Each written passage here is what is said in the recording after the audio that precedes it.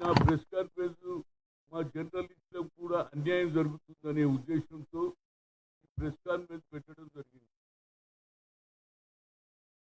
1994లో అప్పటి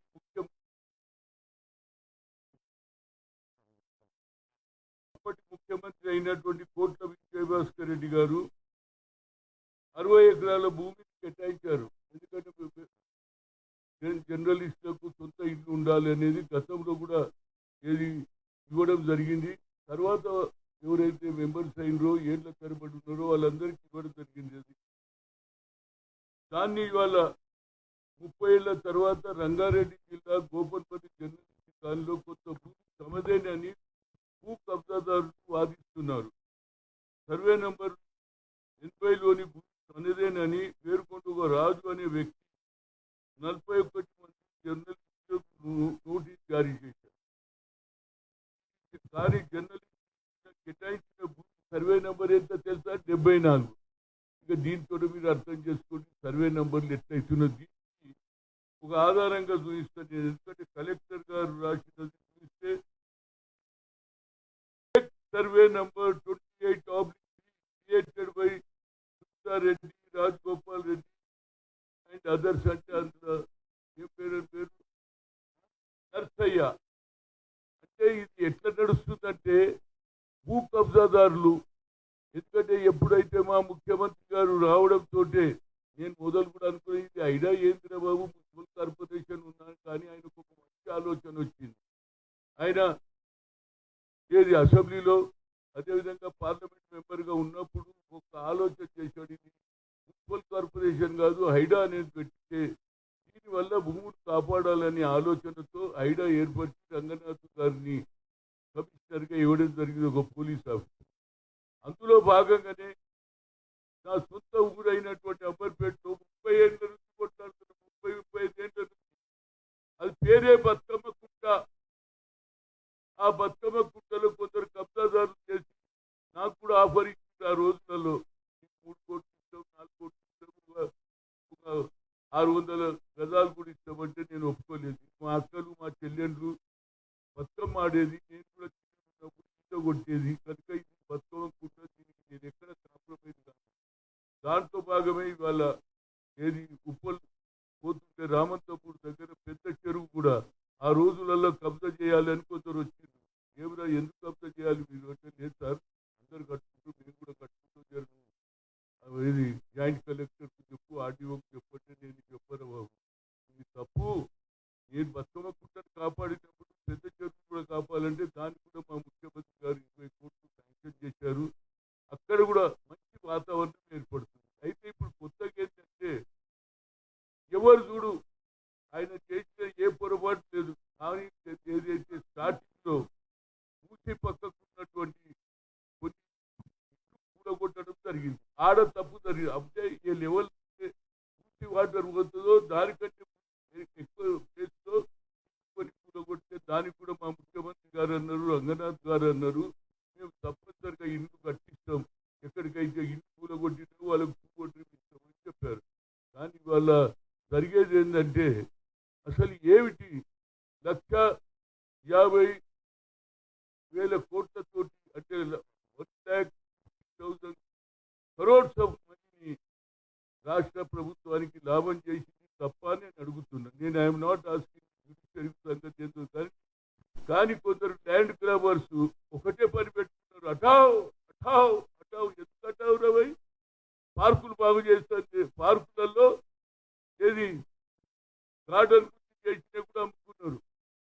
పార్క్ పక్కకు ఉన్నటువంటి ఏదైతే గుట్టలు ఉన్నాయో అది కూడా అమ్ముకుంటున్నారు. కనుక ఇవాళ ఆయన 15-20 ఏది చెరువులు బాగా చేస్తున్నాడు, ప్రభుత్వ భూమిని రక్షిస్తున్నాడు. కనుక దాని మీద నా ఉద్దేశం ఏంటంటే ఇవాళ జర్నలిస్టుల మీద కూడా ఇది ఒక క్లియర్ కట్ కేసు. ఎప్పుడు 1994లో విజయభాస్కర్ రెడ్డి గారు క్యాబినెట్ భూమి పేరు 74 సర్వే నెంబర్ అయితే 80వ రాజుగారి భూమి నాది అని 41 మంది మా జర్నలిస్ట్ కట్టుకున్న ఇల్లు ఖాళీ చేయాలని ఇంతకంటే అన్యాయం ఏమన్నా ఉన్నదో చెప్పండి. నేను ఐఎమ్ నాట్ ఆస్కింగ్ జ్యుడిషియరీ అంటే నాకు చాలా గౌరవం. కానీ కానీ కొందరు మిస్లీడ్ చేస్తున్నారు. సర్వే నెంబర్ ఒకటే లాస్ట్ పాయింట్ ఒకటి చెప్తున్నానండి, ఏమని అనుకోండి.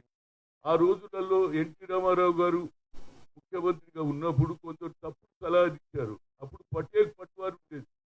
వాళ్ళే ఆ ఊర్లో ఆ పక్క ఏది పొలాలు కానీ ఇల్లు కానీ నరసింహారెడ్డిదా, నరసింహరావుదా, ఎల్లయ్యదా అని అందరికీ తెలుసు కదా. వాళ్ళు ఏ తప్పు చేస్తే ఉంటే తప్పుతారని. ఇప్పుడు ఏమైంది, ఎంఆర్ఓలు వస్తున్నారు, ట్రాన్స్ఫర్ అవుతున్నారు, సర్వే నెంబర్లు చేంజ్ అవుతున్నారు. దానికి ఒక ల్యాండ్ గ్రాబర్లకు అడ్డగా అవుతుంది. కనుక మా ముఖ్యమంత్రి చేస్తున్న ఈ నిర్ణయం తప్పనిసరిగా ఐడాలో ఇన్ని భూములు కాపాడితే దాంట్లో తప్పనిసరిగా పేదోళ్ళు ఆఫీసులు వస్తాయి, ఇండస్ట్రీ వస్తుంది, అదేవిధంగా 2 బెడ్రూమ్ కూడా వస్తుంది. కాబట్టి తప్పనిసరిగా నా ఉద్దేశంలో రంగనాథ్ చేసిన పని నేను అనుకుంటా ఇంతవరకు ప్రభుత్వ భూములు కాపాడిన ఎంతో మంది చూసినా కానీ ప్రభుత్వ భూములు ఎవరు కాపాడలేదు. ఎప్పుడు కూడా ఎక్కడ కూడా ప్రైవేట్ పరమే అవుతాయి, ప్రభుత్వ భూములు కాపాడలేదు. అంటే ఆనాటి నిజాం ఎంతో వదిలిపెట్టిపోయాడు. కాబట్టి ఇవాళ ఏది న్యూ సిటీ అవుతుంది, అదేవిధంగా స్పోర్ట్ సిటీ అవుతుంది. మా ముఖ్యమంత్రి గారు చాలా డెవలప్ చేస్తున్నారు, దానివల్ల ఉద్యోగాలు వస్తాయి. కనుక దాని మీద నా ఉద్దేశంలో ఇలాంటి భూ కబ్జాదారులకు తప్పనిసరిగా న్యాయం చేయాలి. ఏది వాళ్ళకు వ్యతిరేకంగా యుద్ధం పోరాడు చేయాలి. వీళ్ళకి ఒకటే పని అయిపోయింది, ఎవడు చూస్తుంటే ఇంకా వీటికెళ్ళి ఇంకొక సంగతి చెప్తా. ఎవడు మా నాయన అమ్మిపోయిండు, కొడుకు వచ్చిండే మా నాయన నాకేం తప్పదు అని మళ్ళీ వాని కాంప్రమైజ్ చేస్తాను. చెక్కు కూడా బౌన్స్ అయిపోతుంది. కానీ పోలీసు వాళ్ళ దగ్గర ఆ డబ్బు లేదు. ఒకసారి లోపలికి పోయి వచ్చినాక బెయిల్ మీద వచ్చినాక కాడు బెయిల్ పంపించిన కదా పోయినాయి. ఇంత కూడా మోసం జరుగుతుంది. కనుక ఎవరు భూముల మీద పడుతున్నారు. అన్నిటికంటే ముఖ్యంగా లాస్ట్ రిక్వెస్ట్ నాకు చెప్తున్నాను. నేను ఏది గత 6-7 ఏళ్ల నుంచి ఈసరా దాయర్లో ఇందిరాగాంధీ 1981లో 10 మంది పేదోళ్లకు ఎస్సీలకు 94 ఎకరాలు ఇచ్చిందండి. దున్నే వాడికే భూమి అన్నది. ఎప్పుడైతే అవుటర్ రింగ్ రోడ్ వచ్చిందో